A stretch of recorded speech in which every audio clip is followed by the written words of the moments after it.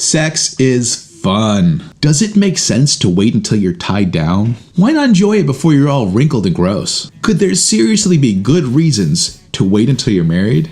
Let's consider.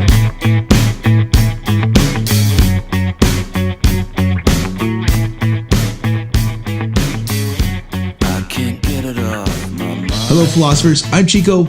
Welcome to the Philosopher Show, where we consider the greatest questions of human history. We're in the middle of a series on philosophy of sex, and I'm going to give you this disclaimer before every single one of these. Number one, my job is not to judge you whatever you choose. My job is to help you think through the decisions before you make them. Number two, this isn't a religious video, this is a philosophical video. So although the religions have important things to say about them, I'm just not going to cover them. You should definitely check out what the religious people have to say. If you want to see arguments that claim you should have sex with multiple people, see some of the earlier videos in this playlist. Today we're going to look at some arguments for why you may not want to have premarital sex, or if you already have, why you may not want to have any more. Before we get into the arguments though, I think it's important to see what exactly these arguments are aiming at. You want to be happy, right? Now you don't have to be married to be happy, but for people who are married, it seems like having a good marriage is essential to their happiness. So if premarital sex gets in the way of your marriage being good, it's something we should avoid. Now I'm definitely not saying something so foolish as that if you have premarital sex you will not be happy. There are definitely many people who have premarital sex and are very happy. But there are also people who have lost legs and arms and are very happy. That doesn't mean their quality of life hasn't been affected. Our question then isn't, does premarital sex make it impossible to be happy? Our question is it better for our happiness to wait until we're married? I'm going to go over three arguments. The first one I call the sealing the deal argument. The first time you have sex is a big deal. It's a huge deal. I've heard a lot of people who aren't religious, who are atheists, who are not spiritual, still feel like this momentous thing has happened the first time they have sex. And whether or not it's true, at least you have the experience. And there's no getting that first one back. You can't have your first time twice. So sex carries this kind of gravity with it. But there should also be gravity to marriage. For example, my good friend Nirav, best friend in high school, got married in traditional Hindu style. And they go all out. Nirav flew a bunch of us. There were like hundreds of people at this wedding. They paid for our hotel, flew us out to Tennessee, and in the middle of this 4-hour Hindu ceremony, and I swear to you, it's not like they were going slow, they were going fast, and it still took 4 hours. I remember thinking, what's cool about this is that you don't get two of them. I mean, you're going all in on this one thing. You're not holding back like, well, what if we get divorced and I get married again? Can I really afford a second one of these? And I think that's the way marriage should be. I mean, it's not like you're just moving in together. You're entering into a covenant to stick together no matter what. You're getting married to bind yourselves in the most permanent way possible. Legally, spiritually, if you're religious. And if it's not that binding, then you really don't want a marriage. You want something else, like going super steady or something. I don't really know. Well, sex is the ultimate covenant. I mean, imagine waiting for that first time to be on the wedding night. Again, there's no getting two of those. In other words, the gravity of that first time having sex matches the gravity of being married. It seems like the two were made for each other. Now, I've had students ask me before, don't we want to practice sex so the wedding night isn't awkward? I don't really think so. I don't really think it needs to be fireworks on your first night. I mean, it's not like this is a performance or something. The gravity of the act is enough to make it a big deal. And you can spend the rest of your lives trying to make it fireworks. Also, you're getting married. Being awkward around each other is definitely something you need to get used to. I mean, you don't need to poop in front of each other, but you're going to be awkward sometime. Now, you may think, well, I already did it. I blew it. But even if you've already done it, at least committing now to waiting for the rest of the time until you get married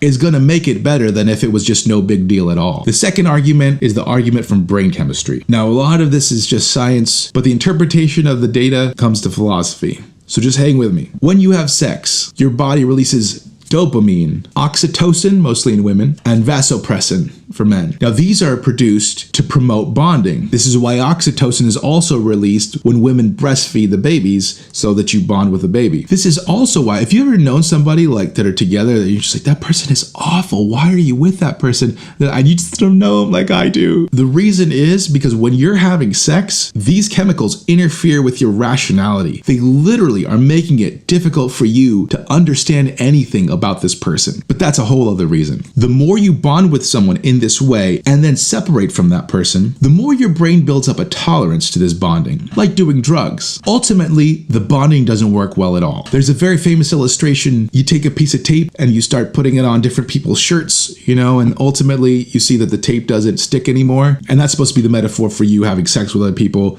bonding with them, and then, you get it. So sex is useful for that binding relation of marriage, but extramarital sex seems to destroy that function. And the last argument I'll go over, I call the ignorance is bliss argument. One time I was taking my wife to a No Doubt concert and my buddy was like, dude, Gwen Stefani. And I was like, yeah, Gwen Stefani's in the band, that's true. He's like, no man, Gwen Stefani. And I remember being like, I don't know what you're looking for here. And he said, Gwen Stefani's hot. And I said, yeah, she's very attractive, but I'm a married man. That doesn't really help me. And then he told me this, Chico, you can look at the menu, just don't order. And I thought, that is the dumbest idea I've ever heard. You're telling me I can't have what's on the menu, but I'm supposed to gawk over it? I mean, imagine you're lactose intolerant and you're going into 31 flavors and sniffing around.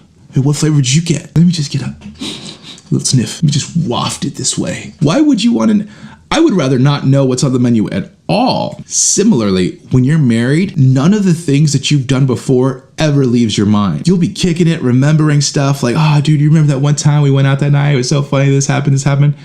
And then all of a sudden, you're into memories that you shouldn't be thinking about. And you don't want that. You don't want to be with your spouse and remembering stuff you did with some other nasty person. Man, my wife is great, but I remember that one girl. Whoo. Or I love my hubby, but I wish he could do to me the stuff that Fabio used to do. In other words, it's better for your marriage if you have no idea what happens outside of your marriage. And the more you do things outside of your marriage, the more difficult it is to get rid of those things in your mind. Now, there are other arguments against premarital sex. It's really hard to get STDs if you're not having sex. It's hard to get pregnant if you're not having sex. But these are the big three I'll go over today. If you think of other ones that you want to go over, please let me know in the comments. I'd love to talk about them. Also, please like, subscribe, and tag a friend so they can join this conversation. That's all I got for today. Adios.